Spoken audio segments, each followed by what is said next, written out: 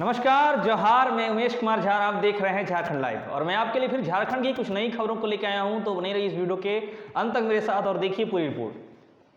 पहली खबर, the Kerala story film पर कांग्रेस विधायक की धमकी की है। द केरला स्टोरी फिल्म को लेकर झारखंड में सियासी संग्राम मच गया है।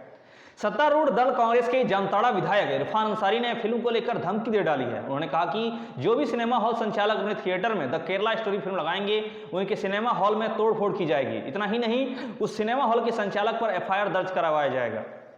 कांग्रेस विधायक इरफान अंसारी ने कहा कि द केरला स्टोरी फिल्म को तत्काल प्रभाव से बैन कर देना चाहिए। इस फिल्म को बनाने वाले डायरेक्टर के ऊपर एफआईआर दर्ज की जानी चाहिए।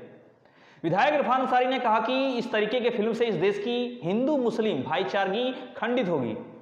कांग्रेस विधायक का कहना है कि इस फिल्म के माध्यम से दो समुदाय के बीच गलतफहमियां इस कदर बढ़ जाएंगी कि टकराव की स्थिति उत्पन्न हो सकती है, जो ना कि सिर्फ इस राज्य के लिए बल्कि देश के लिए भी घातक होगा। उन्होंने कहा कि अगर फिल्म ही बनानी है तो शिक्षा को लेकर, रोजगार को लेकर और डेवलपमेंट को लेकर बनाएं। हालांकि राजधानी रांची सहित झारखंड के विभिन्न जिलों के सिनेमाघरों में द केरला स्टोरी मूवी लगाई गई है। इसे दर्शकों का भरपूर प्यार भी मिल रहा है। फिल्म डायरेक्टर सुदीप्तो सेन के निर्देशन में बनी film the Kerala story film में दिखाई गई कहानी को विभिन्न राजनीतिक दलों के ने भ्रामक और मैनिपुलेटिव बताया है।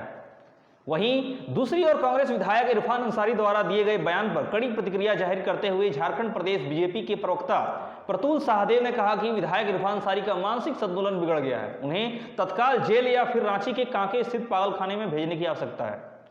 संविधान और कानून की शपथ लेने वाले तुष्टीकरण में लिप्त कांग्रेस विधायक हिंसा को बढ़ावा देने की बात कर रहे हैं। उनके द्वारा दिया गया बयान के कारण राज्य में अराजकता की स्थिति उत्पन्न होगी। असामाजिक तत्वों के द्वारा तोड़फोड़ की घटना को अंजाम दिया जा सकता है। साथ ही शाहदेव ने कहा कि हिंसा और विवाद वाले बयान देकर समाज को भड़काने वाले विधायक पर कार्रवाई करते हुए तत्काल उनकी सदस्यता को निरस्त करते हुए उन्हें रांची के होटवार जेल में भेज देना चाहिए। आपको बता दूं, द केरला स्टोरी फिल्म लगाने वाले राज्य के सिनेमा हॉल में तोड़फोड़ करने को लेकर विवाद वाले बयान देने वाले विधायक इरफान अंसारी को विवादों से पुराना नाता रहा है। साल 2022 में अपने विधानसभा क्षेत्र जामताड़ा में बन रही सड़कों को लेकर कहा था कि फिल्म अभिनेत्री कंगना रनौत के गाल जैसी चिकनी सड़क बनेगी। राजधानी रांची मेन रोड में 10 जून के नमाज के बाद हुए हिंसा के मारे गए उपद्रवियों को समर्थन करते हुए शहीद का दर्जा देने की मांग कर डाली थी। अगली खबर बिजली बकाया पर सरकार की ओटीएस स्कीम को लेकर है। जी हां, राज्य की कैबिनेट ने राज्य के 42 लाख घरेलू उपभोक्ताओं के लिए फिर से वन टाइम सेटलमेंट यानी ओटीएस स्कीम शुरू की है। इनमें 5 किलोवाट तक की बिजली इस्तेमाल करने वाले वैसे सभी घरेलू उपभोक्ताओं के बिजली बिल में बकाया रखने पर लगने वाले डिले पेमेंट सरचार्ज यानी डीपीएस को माफ किया जा रहा है। सरकार करीब 1004.93 करोड़ रुपए का डीपीएस माफ करेगी। राज्य भर के विभिन्न बिजली उपभोक्ताओं पर 4262.2 करोड़ रुपए का बिल बकाया है। इसमें 1004.93 करोड़ रुपए डीपीएस है। सरकार ओटीएस लाकर इस राशि को तो माफ करेगी, तो सरकार की करीब 3257.27 करोड़ रुपए बिल की वसूली भी होगी। इस बिल को किस्तों में भुगतान करने का प्रावधान किया गया है। डीपीएस राशि माफ करने पर इसकी भरपाई राज्य सरकार सब्सिडी के रूप में निगम को करेगी। सरकार ओटीएस ग्रामीण, शहरी और कृषि क्षेत्र के हर उपभोक्ताओं के लिए लाई है। इससे 32 लाख ग्रामीण उपभोक्ताओं को सीधा लाभ होगा। ग्रामीण क्षेत्र के उपभोक्ताओं पर कुल 3777.91 करोड़ रुपए का बिल बकाया है, जिसमें 888.29 करोड़ रुपए केवल डीपीएस ही है। सरकार ने कहा कि कोविड के बाद ग्रामीण उपभोक्ताओं की वित्तीय स्थिति खराब हो गई थी। इस स्थिति में घरेलू उपभोक्ताओं को 100 यूनिट से कम होने पर बिल जीरो हो जा रहा है। डीपीएस का भार लगातार बढ़ता जा रहा है, लेकिन पूर्व से बकाया होने के कारण उपभोक्ताओं पर डीपीएस का भार लगातार बढ़ता जा रहा था। ग्रामीण उपभोक्ताओं का बकाया भुगतान नहीं होने से बकाया राशि बढ़ती जा रही थी। अतः उन्हें सुविधा प्रदान करने के लिए ही वन टाइम सेटलमेंट यानी ओटीएस स्कीम योजना 30 जून 2023 तक के लिए दी जा रही है। यह भी कहा गया कि प्रीपेड मीटर लगा रहा है, ऐसे में प्रीपेड मीटर चालू होने के पूर्व बकाया राशि का भुगतान करना जरूरी है।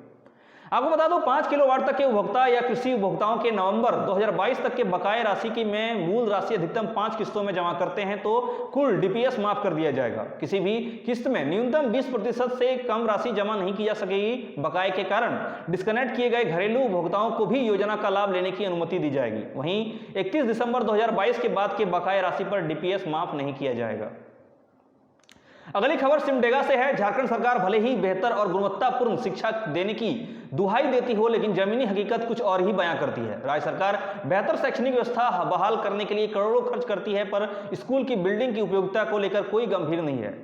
ना ही बच्चों की पढ़ाई को लेकर संजीदा दिख रही है। इसका उदाहरण सिमडेगा के कोलीबीरा प्रखंड के नक्सल प्रभावित एरिया में देखी जा सकती है, जहां बच्चों को इंग्लिश मीडियम से गुणवत्तापूर्ण शिक्षा से जोड़ने और उनके भविष्य को संवारने के लिए प्रखंड के रेसिया पंचायत के हाथी बाजार में करोड़ों की लागत से बना मॉडल स्कूल बेकार पड़ा है। स्कूल की बिल्डिंग को बने करीब 7 साल से अधिक हो चुके हैं, लेकिन निर्माण कार्य अभी तक अधूरा पड़ा है। करोड़ों का भवन धूल फांकने का विवश है। बिल्डिंग के भीतर गंदगी का भंडार है। वहीं स्कूल में शौचालय तो बनाया गया है, लेकिन टैंक पर पाइपलाइन नहीं दिया गया है, ना ही टैंक पर ढक्कन लगाया गया है। स्कूल की बिल्डिंग में बिजली की वायरिंग तक नहीं की गई है। कई जगहों दीवारों पर क्रैक हो गई है। रखरखाव के अभाव में बिल्डिंग पूरी तरह से जर्जर हो गई है। ये तो हुई स्कूल के बिल्डिंग की बात। अब बात करें स्कूल के बच्चों के पढ़ाई की व्यवस्था की, तो यहाँ बच्चों यानी कि छात्रों के मुताबिक स्कूल में ना तो बेंच है ना ही डेस्क, यानी बच्चे जमीन पर बैठकर पढ़ाई करते हैं। स्कूल में केवल 3 विषयों की पढ़ाई की जाती है, बाकी के सब्जेक्ट वो खुद अपने से पढ़ते हैं। राज्य सरकार में आधुनिक शिक्षा की बात हो रही है और इन बच्चों को कंप्यूटर क्लास तक नहीं चलता है, जिसका उल्लेख स्कूल के छात्र छात्राएं से लेकर शिक्षक खुद ही करते हैं। वहीं इस संबंध में झारखंड शिक्षा परियोजना सिमडेगा के सहायक कार्यक्रम पदाधिकारी मनोज कुमार ने कहा कि भवन निर्माण अधूरा है, इसकी वजह से वहां स्कूल संचालित नहीं हो रही है। उन्हें कहा कि 7 साल से स्कूल की बिल्डिंग बन रही है। बहरहाल स्कूल के छात्र छात्राओं ने राज्य के सीएम हेमंत सोरेन से गुहार लगाते हुए कहा कि उन्हें भी बड़े शहरों की तर्ज पर कम से कम मूलभूत सुविधाएं दी जाएं, ताकि वह अपने हौसलों और उम्मीदों से उड़ान भर अपने जीवन के अपने सपने को साकार कर सके। अगली खबर सरायकेला के स्वास्थ्य केंद्र को लेकर है।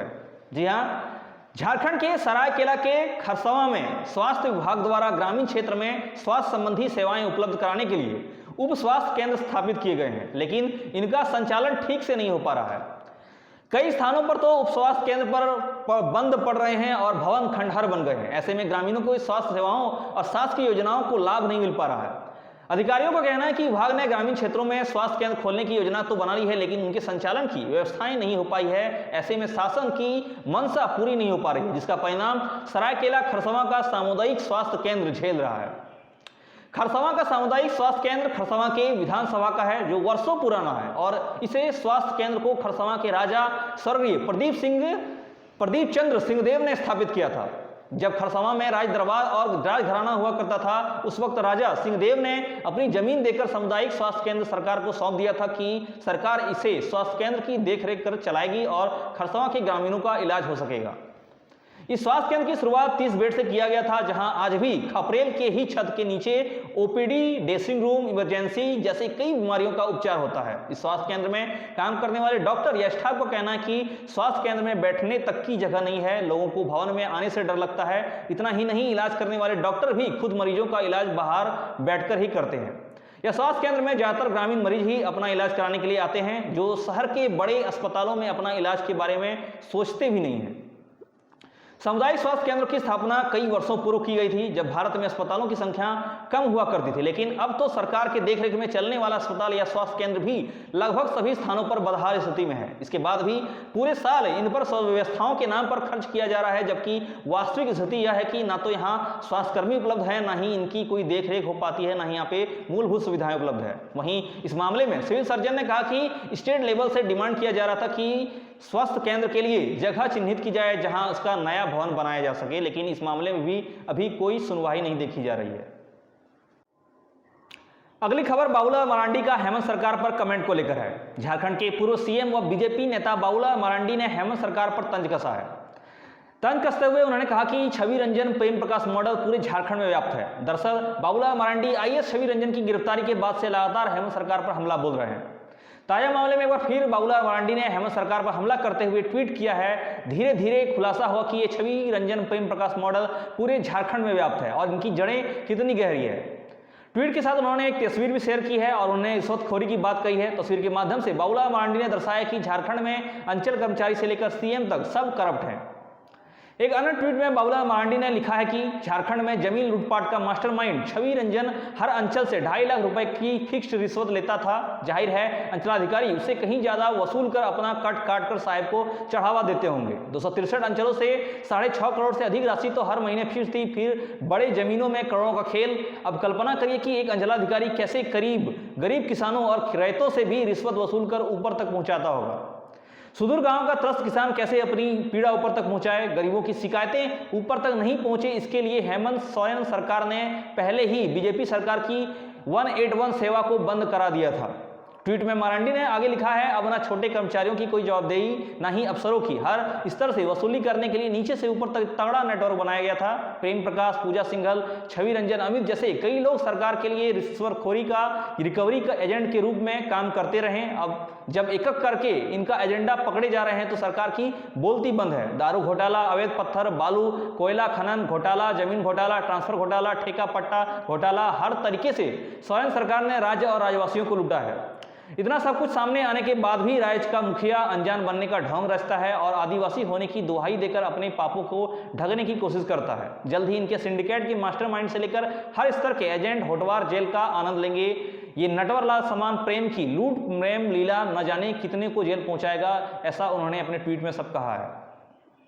वहीं लैंड्स के मामले में ईडी की जांच में ये बात सामने आई है कि रांची के रियल एस्टेट कारोबारी विष्णु कुमार अग्रवाल द्वारा आईएएस छवि रंजन को गोवा का टूर करवाया गया था। विष्णु अग्रवाल ने आईएएस छवि रंजन के गोवा के ताज फोर्ट अगुवाडा में रहने खाने की व्यवस्था की थी। विष्णु अग्रवाल ने अपने कर्मचारी के माध्यम से दिल्ली के एक ट्रैवल एजेंट को छवि रंजन के गोवा टूर के लिए नगद रुपयों का भुगतान किया था। ईडी ने विष्णु कुमार अग्रवाल के मोबाइल को जब्त किया था, जिसकी फॉरेंसिक जांच के बाद मोबाइल के डेटा से ये सब बातें सामने आई है। अगली खबर झारखंड के मौसम को लेकर है। झारखंड में कुछ दिनों की राहत के बाद गर्मी फिर तेज हो गई है। सुबह से ही तेज धूप की चमक संकेत देती है कि आज मौसम कैसा रहेगा। मौसम विभाग की माने तो अभी कुछ दिन राहत मिलने की संभावना नहीं है, गर्मी बरकरार रहेगी। संभावना जताई जा रही है कि अगले 4-5 दिनों में राज्य के तापमान में 4 से 5 डिग्री तक की बढ़त होगी। कई जिलों में 10 मई तक तापमान 40 डिग्री के पार होने की संभावना है। वहीं गढ़वा, चतरा और पलामू का पारा अभी 41 डिग्री के आंकड़े को पार कर रहा है। अंदाजा लगाया जा सकता है कि मौसम के ने कितनी तेज करवट ली है। बारिश और हवा के कारण झारखंड के कई शहरों में तापमान की गिरावट आई थी, लेकिन तापमान एक बार फिर तेजी से बढ़ रहा है। मौसम विभाग ने हीट वेव से खुद को सुरक्षित रखने की भी सलाह दी है। राज्य के 3 जिलों में तापमान 41 डिग्री तक पहुंच गया है, जिनमें गढ़वा, पलामू और चतरा है। वहीं कोडरमा, साहिबगंज, गोड्डा, पाकुड़ और दुमका में 40 डिग्री तापमान रिकॉर्ड किया गया है। इसके बाद देवघर, जामताड़ा, धनबाद और बोकारो में 39 डिग्री तापमान दर्ज किया गया है। फिलहाल अभी के लिए इतना ही। हम आगे आपसे फिर मिलेंगे नई खबरों के साथ। हमारे साथ अंत तक बने रहने के लिए धन्यवाद और यूं ही झारखंड की हर खबर से जुड़े रहने के लिए देखते रहिए झारखंड लाइव।